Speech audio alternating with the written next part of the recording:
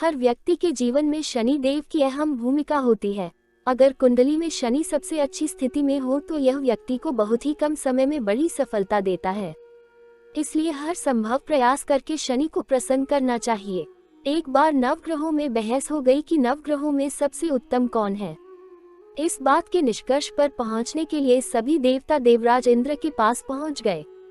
उन्होंने कहा, हे देवराज, अब आप ही निर्णय करें कि हम सब में से बड़ा कौन है। देवताओं द्वारा पूछे गए सवाल से देवराज इंद्र उलझन में पड़ गए। इंद्रदेव ने कहा कि मैं इस प्रश्न का उत्तर नहीं दे सकता, मैं असमर्थ हूँ। इस सवाल का जवाब पाने के लिए वो सभी पृथ्वीलोक में उज्जयिनी नगरी के राजा विक्रमादित्य के पास गए। राजा विक्रमादित्य के महल पहुंचकर सभी देवताओं ने प्रश्न किया। इस पर राजा विक्रमादित्य भी असमंजस में पड़ गए। वो सोच रहे थे कि सभी के पास अपनी अपनी शक्तियां हैं जिसके चलते वो महान हैं। अगर किसी को छोटा या बड़ा कहा गया तो उन्हें क्रोध के कारण काफी हानि हो सकती है। इसी बीच राजा को एक तरीका सूझा। उन्होंने 9 तरह की धातु बनवाई जिसमें स्वर्ण, रजत, चांदी, कांसा, ताम्र, तांबा, सीसा, रांगा, जस्ता, अभ्रक व लोहे शामिल थे।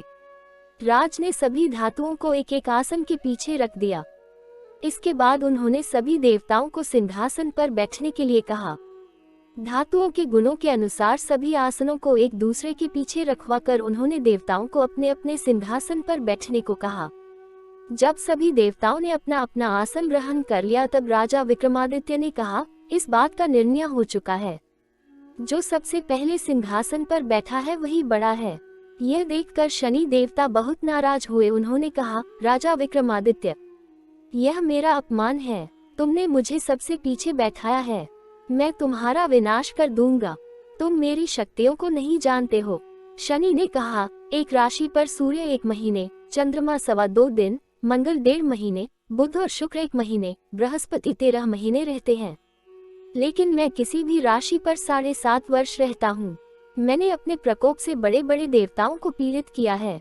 मेरे ही प्रकोप के कारण श्री राम को वन में जाकर रहना पड़ा था क्योंकि उन पर 7.5 थी। रावण की मृत्यु भी इसी कारण हुई। अब तू भी मेरे प्रकोप से नहीं बच पाएगा। शनिदेव ने बेहद क्रोध में वहां से विदा ली।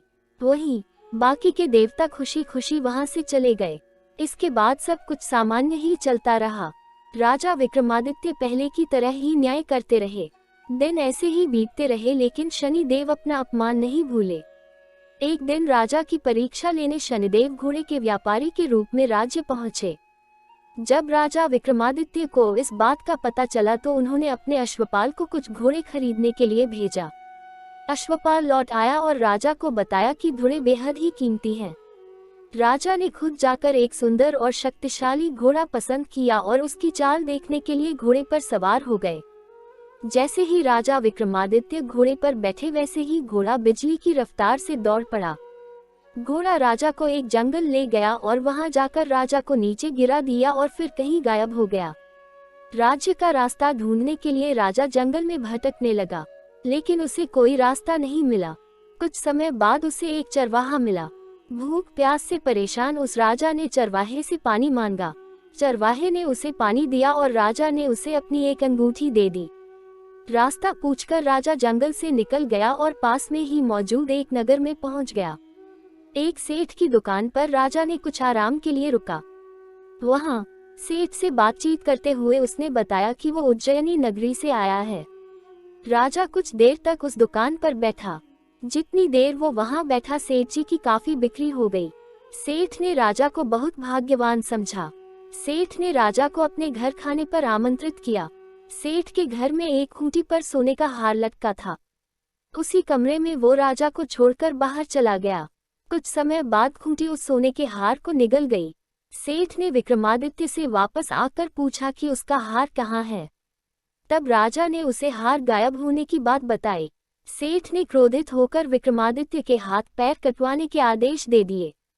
राजा विक्रमादित्य के हाथ पांव काटकर उसे नगर की सड़क पर छोड़ दिया गया। फिर कुछ समय बाद विक्रमादित्य को एक तेली अपने साथ ले गया। तेली ने उसे अपने कोल्हू पर बैठा दिया। वह पूरा दिन बैलों को आवाज देकर हाँकता था। विक्रमादित्य का जीवन इसी तरह यापन होता रहा। उस पर शनि की 7.5 थी जिसके खत्म होने पर वर्षा ऋतु शुरू हुई। एक दिन राजा मेघमल्हार गा रहा था। उसी समय उस नगर के राजा की बेटी राजकुमारी मोहिनी ने उसकी आवाज सुनी। उसे आवाज बेहद पसंद आई। मोहिनी ने अपनी दासी को भेजकर गाने वाले को बुलाने को कहा। जब दासी लौटी तो उसने अपन राजा के बारे में मोहिनी को सब बताया। लेकिन राजकुमारी उसके मेघमल्हार पर मोहित हो चुकी थी। अपन होने के बाद भी वह राजा से विवाह करने के लिए मान गई। जब मोहिनी के माता पिता को इसका पता चला तो वो हैरान रह गए। रानी ने अपनी बेटी को समझाते हुए कहा कि तेरे भाग्य में किसी राजा की रानी का सुख है, तू इस अपंग से क्यों विवाह करना चाहती है। लेकिन समझाने के बावजूद भी राजकुमारी अड़ी रही। जिद को पूरा कराने के लिए राजकुमारी ने भोजन छोड़ दिया। अपनी बेटी की खुशी के लिए राजा रानी अपंग विक्रमादित्य से मोहिनी का विवाह करने के लिए तैयार हो गए। दोनों का विवाह हुआ और वो तेली के घर रहने लगे। उसी दिन विक्रमादित्य के सपने में शनिदेव आए।